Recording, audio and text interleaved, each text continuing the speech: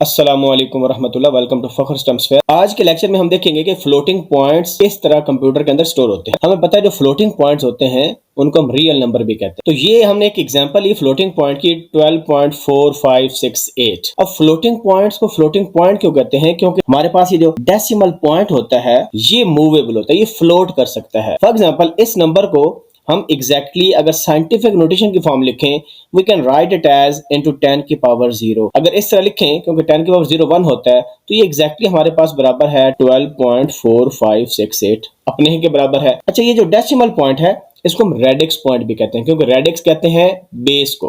तो इसमें बेस 10 है तो हम डेसिमल पॉइंट कहते हैं, और अगर बेस 2 हो तो हम इसको बाइनरी पॉइंट कहेंगे। तो जब जो जनरल टर्म यूज होती है वो रेडिक्स पॉइंट हम यूज करते हैं। लेट्स सपोज इस पॉइंट को हम 1 डिजिट राइट मूव करते हैं, तो हमें पता है हमें इसको 10 से मल्टीप्लाई करना पड़ेगा। जब 10 से मल्टीप्लाई करते हैं तो 10 से डिवाइड भी करना पड़ेगा। 10 से अगर मल्टीप्लाई करेंगे तो नंबर हमारे पास बन जाएगा 124, और डेसिमल पॉइंट ये जो रेडिक्स पॉइंट है यहाँ पर मूव कर जाएगा, तो हमारे पास पीछे नंबर आ जाएगा 568, और पावर में क्या हो जाएगा, क्योंकि हमने मल्टीप्लाई जब किया 124 हो गया, और जब डिवाइड करेंगे तो 10 की पावर -1। तो जब भी रेडिक्स पॉइंट राइट साइड पर मूव होता है तो हमारे पास पावर डिक्रीज होती है, डिक्रीमेंट होती है। एक पॉइंट अगर राइट मूव करेंगे तो -1, 2 करेंगे -2 एंड सो ऑन। तो अगर इस नंबर को हम सिंप्लीफाई करें, एग्जैक्टली ये इस नंबर के बराबर है। इसी तरह अगर हम एक और डिजिट मूव करें तो हमारे पास 10 की पावर -2 हो जाएगा, और ये नंबर भी एग्जैक्टली सेम है। तो यहां पर एक चीज आप नोट कर रहे हैं कि हम अपने रेडिक्स पॉइंट को मूव कर रहे हैं, यानी इसको फ्लोट कर रहे हैं। टुवर्ड्स राइट किया, लेट्स सपोज इसी नंबर को हम टुवर्ड लेफ्ट रेडिक्स पॉइंट को मूव करते हैं, हमारे पास क्या नंबर आ जाएगा इंटू 10 की पावर, यहां देखें 0 था ना, तो इसका मतलब हमने 10 से डिवाइड किया है, तो 10 से डिवाइड करने से 1.2 आ जाए, हमें 10 से मल्टीप्लाई भी करना पड़ेगा, तो 10 की पावर +1 बन जाएगा। तो ये भी देखें, इसको सिंप्लीफाई करें तो एग्जैक्टली यही नंबर बनता है जो कि हमें शुरू में गिवन था। तो हम फ्लोटिंग पॉइंट को फ्लोट कर रहे हैं, यानी हमारे पास जो डेसिमल पॉइंट है उसको हम मूव कर रहे हैं, मूवेबल है। उससे फर्क क्या पड़ा है? अगर आप चेंज नोट करें, इससे चेंज ये हुआ कि एक तो हमारा इस डेसिमल पॉइंट को, रेडिक्स पॉइंट को चेंज करने से हमारा एक्सपोनेंट भी चेंज हो रहा है, number 1। Number 2, exponent can either be positive और नेगेटिव। यहां पर हम एक फर्क ये देख रहे हैं।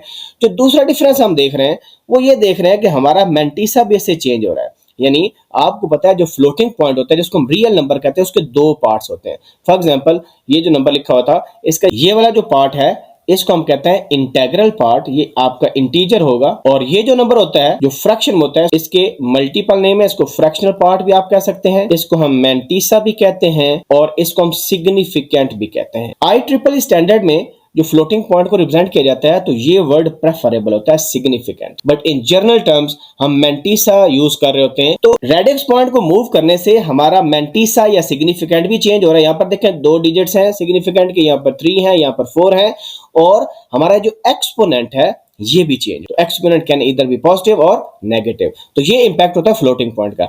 बट हमने ये देखना है कि किसी भी फ्लोटिंग पॉइंट को कंप्यूटर में कैसे स्टोर करते हैं। तो हमें पता है जो कंप्यूटर होता है वो तो बाइनरी में काम करता है ऑलवेज। कंप्यूटर के अंदर जितने भी हमारे पास डाटा टाइप्स हैं, बेशक वो इंटीजर्स हैं, वो फ्लोटिंग पॉइंट्स हैं, that are stored in the binary format. और कंप्यूटर जो है, ये जो हमारे फ्लोटिंग पॉइंट्स होते हैं, इनको स्टोर करने के लिए एक स्पेशल स्टैंडर्ड को फॉलो करता है जिसको हम कहते हैं IEEE 754। अब ये जो IEEE स्टैंडर्ड है ना, ये फ्लोटिंग पॉइंट्स के लिए होता है स्पेशली। और फ्लोटिंग पॉइंट आपको याद होगा कि C++ में जब हम डाटा टाइप लिखते हैं फ्लोट, तो ये कितने बाइट्स की होती है? ये 4 बाइट्स की होती है। और अगर बिट्स में लिखें, हर बाइट में 8 बिट्स होते हैं, तो हमारे पास कितने बिट्स बन जाएंगे? 32 बिट्स। ऐसे फ्लोटिंग पॉइंट्स को जो 4 बाइट्स लेते हैं या 32 बिट्स में रिप्रेजेंट होते हैं, उसको हम कहते हैं सिंगल प्रिसिजन फ्लोटिंग पॉइंट। और IEEE 754 स्टैंडर्ड के अंदर एक हमारे पास स्टैंडर्ड होता है डबल प्रिसिजन फ्लोटिंग पॉइंट। इस स्टैंडर्ड में क्या है? इस स्टैंडर्ड में आपको याद होगा आपने डबल डाटा टाइप यूज की होगी C++ के अंदर, जो कि 8 बाइट्स लेता है मेमोरी में, मींस 64 बिट्स। तो हमारे पास कंप्यूटर के अंदर भी या 32 बिट ऑपरेटिंग सिस्टम होता है या 64 बिट ऑपरेटिंग सिस्टम है। तो डबल प्रिसिजन का मतलब है ये भी फ्लोटिंग पॉइंट को रिप्रेजेंट करेगा, लेकिन किसी भी फ्लोटिंग पॉइंट या रियल नंबर को स्टोर करने के लिए मेमोरी में 64 बिट्स ऑक्युपाई करेगा। वाइल जो सिंगल प्रिसिजन है वो फ्लोटिंग पॉइंट को मेमोरी में स्टोर करने के लिए 32 बिट्स लेगा। अब हम एक प्रॉपर फॉर्मेट देखते हैं कि किस फॉर्मेट के अंदर हमारा ये फ्लोटिंग पॉइंट स्टोर हो। जो IEEE का स्टैंडर्ड है सिंगल प्रोसीजर के लिए, उसमें हमारे पास 32 बिट्स में एक फ्लोटिंग पॉइंट स्टोर होता है। अब वो 32 बिट्स किस तरह डिफाइन होते हैं? जो आपकी MSB बिट है, MSB मोस्ट सिग्निफिकेंट बिट, ये स्टोर करती है साइन, क्योंकि हमारे पास जो नंबर्स हो सकते हैं that can either be positive और नेगेटिव। तो जो MSB बिट है वो डिनोट करेगी कि अगर नंबर पॉजिटिव है आपका तो हमारे पास MSB बिट 0 आ जाएगी, और अगर नंबर नेगेटिव है तो MSB बिट 1 आ जाएगी। ये हो गया MSB बिट। पीछे रहेगी आपके पास 31 बिट्स। जो 8 बिट्स होती हैं वो एक्सपोनेंट के लिए हम स्टोर करते हैं, और इसमें हम जो एक्सपोनेंट यूज करते हैं उसको हम बायस्ड एक्सपोनेंट कहते हैं। मेरी एक वीडियो है बायस्ड नोटेशन पर, जो एक्सेस के नाम से भी है, एक्सेस नोटेशन भी इसको कहते हैं। इसका काम सिंपल ये होता है, क्योंकि एक्सपोनेंट यहां पर देखें ये साइंटिफिक नोटेशन की फॉर्म होती है जो कि हमारे कंप्यूटर में स्टोर होती है। ये जो प्लस माइनस है ये इसके लिए 1 बिट हमने रिजर्व कर ली, और उसके बाद बाइनरी के अंदर जो ये जो साइंटिफिक नोटेशन में यूज करते हैं इसको हम नॉर्मलाइज्ड साइंटिफिक नोटेशन कहते हैं, या इसको हम स्टैंडर्ड साइंटिफिक नोटेशन कहते हैं। तो इसका मतलब क्या होता है? फॉर एग्जांपल हमारे पास एक नंबर है 37.25। अब इसको अगर हम नॉर्मलाइज स्टैंडर्ड फॉर्म में कन्वर्ट करें तो उसका मतलब ये होता है कि आपका ये जो रेडिक्स पॉइंट है इसके लेफ्ट साइड पर एक 9 जीरो डिजिट होगा, यानी हमने इस रेडिक्स पॉइंट को यहां पर मूव करना है। तो हमारे पास क्या हो जाएगा 3.725 इंटू 10 की पावर +1। तो ये नंबर हमारे पास आ गया स्टैंडर्ड साइंटिफिक नोटेशन में या नॉर्मलाइज्ड साइंटिफिक नोटेशन के अंदर, कि रेडिक्स पॉइंट के लेफ्ट पर एक नॉन जीरो डिजिट होना चाहिए, जीरो नहीं होना चाहिए। तो डेसिमल में ये जो डिजिट है it can very from 1 to 9। ये किस में है? डेसिमल नंबर सिस्टम में। लेकिन वी नो दैट कि बाइनरी सिस्टम में हमारे पास सिर्फ 2 नंबर होते हैं, या 0 होता है या 1 होता है। तो नॉन जीरो चाहिए नंबर, यहाँ पर 0 नहीं चाहिए, तो 0 तो हो नहीं सकता। इसका मतलब है कि हमारे पास पीछे क्या ऑप्शन रहेगी? 1 रहेगी। तो बाइनरी नंबर में हमेशा ये नंबर 1 होगा, ये 0 नहीं हो सकता। डेसिमल में तो हो सकता है। लेट्स सपोज आपके पास कोई और नंबर है, आपके पास नंबर है जनाब 423.58, ये आपके पास नंबर है, और इसको अगर हम नॉर्मलाइज्ड साइंटिफिक में कन्वर्ट करेंगे हमारे पास हो जाएगा 4.2358 इंटू 10 की पावर 2। ये सिंगल डिजिट है, इसका मतलब है ये नॉन जीरो होना चाहिए। लेकिन बाइनरी के केस में तो 0 हो नहीं सकता, वो तो 0 है, तो नॉन जीरो डिजिट 1 है। इसी वजह से हमारे पास यहां पर 1 हमेशा आएगा, और ये इंप्लाइड है, ये हमेशा आना ही आना है। उसके बाद रेडिक्स पॉइंट आ गया हमारे पास, और फिर हम लिखेंगे मैंटीसा और मल्टीप्लाई बाय, क्योंकि यहां पर डेसिमल में बेस 10 यूज होती है और बाइनरी में बेस हम 2 को यूज करते हैं। तो 2 आएगा और इनटू एक्सपोनेंट। अब एक्सपोनेंट कैन बी इधर पॉजिटिव और नेगेटिव डिपेंडिंग कि वो नंबर क्या है। अगर वो नंबर 1 से बड़ा है तो हमारे पास पावर पॉजिटिव होती है, अगर नंबर 1 से छोटा हो तो ये एक्सपोनेंट नेगेटिव हो जाता है। तो यहां पर IEEE स्टैंडर्ड में हम बायस्ड एक्सपोनेंट का यूज करते हैं। बायस्ड एक्सपोनेंट का काम ये होता है कि वो आपके नेगेटिव नंबर को भी पॉजिटिव बनाता है। यानी बायस्ड एक्सपोनेंट आपके ये जो साइंड नंबर्स होते हैं, और ये हमेशा इंटीजर होगा। रिमेंबर, ये जो एक्सपोनेंट होता है it is always integer. Integer can be negative positive, यानी आपके साइंड नंबर को वो अनसाइंड में कन्वर्ट कर देगा। ये जो एक्सपोनेंट है ना, इट कैन वेरी फ्रॉम -127, क्योंकि 8 बिट एक्सपोनेंट है। -127 से +128 इसकी रेंज होती है। अगर ये रेंज है तो हम बायस्ड एक्सपोनेंट का मतलब ये होता है कि हम इस एक्सपोनेंट को पॉजिटिव बनाएंगे। पॉजिटिव कैसे बना सकते हैं? हम मिनिमम नंबर क्या ऐड करेंगे कि वो 0 से स्टार्ट हो, हम +127 ऐड करेंगे। वो कैसे पता चला? क्योंकि बायस्ड एक्सपोनेंट में हमारे पास जो k की वैल्यू है, जो कि नंबर ऑफ बिट्स हैं हमारे जो यूज हो रही है टू रिप्रेजेंट एक्सपोनेंट, वो 8 है, क्योंकि 32 बिट सिस्टम में एक्सपोनेंट के लिए 8 बिट यूज होती हैं। तो फार्मूला स्क्वायर 2 की पावर k -1 ये हमें 22 वैल्यू बता देगा। k की वैल्यू यहां पर प्लग करें तो 2 की पावर 8 -1 हमारे पास आ जाएगा 2 की पावर 7 -1 विच इज 127। तो ये 127 वैल्यू जब इधर ऐड होगी तो ये एक्चुअली क्या कर देगी? इसको 0 कर देगी, और जब 127 इधर ऐड होगी तो इसको क्या कर देगी? 255।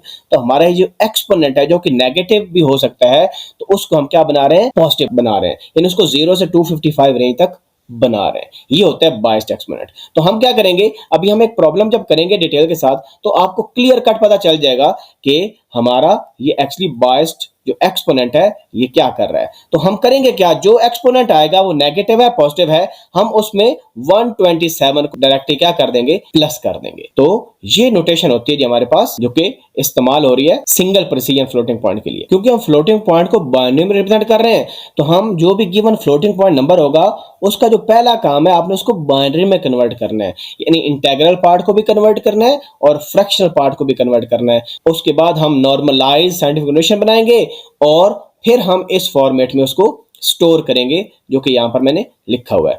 अब जो डबल प्रिसीजन फ्लोटिंग पॉइंट होता है उसमें बस माइनर सा फर्क ये है कि हमारे पास 32 बिट की जगह 64 बिट्स यूज होते हैं, क्योंकि 8 बाइट हो लेता है डबल हमारा, और उसमें हमारा जो सिग्निफिकेंट है इसकी लेंथ भी चेंज हो जाती है, और यहां पर इंस्टेड के हम 8 बिट यूज कर रहे हैं, हम 11 बिट्स को यूज कर रहे हैं। ये हमारे पास double precision floating point IEEE 754 standard है। इसमें आप देख रहे हैं कि फर्क कहां पर आ रहा है, सिग्निफिकेंट के अंदर आ रहा है और बायस्ड एक्सपोनेंट के अंदर आ रहा है। जो साइन बिट है वो तो 1 बिट रहेगी, पॉजिटिव नंबर के लिए 0 रहेगी और नेगेटिव नंबर के लिए 1 रहेगी। उसके जो बाद अगली जो 11 बिट्स हैं वो बायस्ड एक्सपोनेंट्स हैं।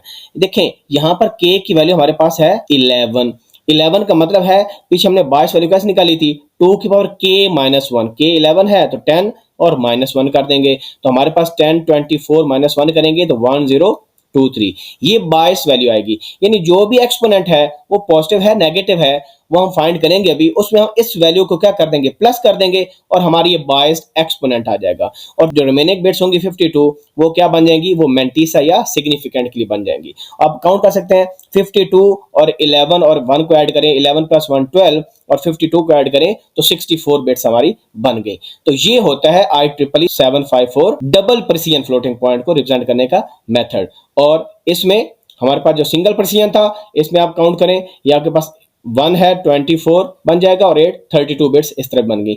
अब पॉइंट ये है कि हम ये सिग्निफिकेंट और मेंटिसा और ये एक्सपोनेंट फाइंड कैसे करेंगे, ताकि एक्सपोनेंट फाइंड हम कर लें और उसके बाद हम जो बायस वैल्यू उसको हम प्लस करें। तो ये हमने आज कवर कर लिया single precision floating point IEEE standard और डबल प्रिसीजन के किस तरह स्टोर होता है, लेकिन हमने एज सच कोई एग्जांपल नहीं की। तो नेक्स्ट लेक्चर में डिटेल से एग्जांपल करेंगे, आपको बताएंगे कि किस तरह हमारे पास ये नोटेशन यूज होती है किसी भी फ्लोटिंग पॉइंट नंबर को स्टोर करने के लिए। तो एक साइन बिट होगी, आगे बाइनरी का 1 होगा, उसके बाद आपके पास रेडिक्स पॉइंट होगा।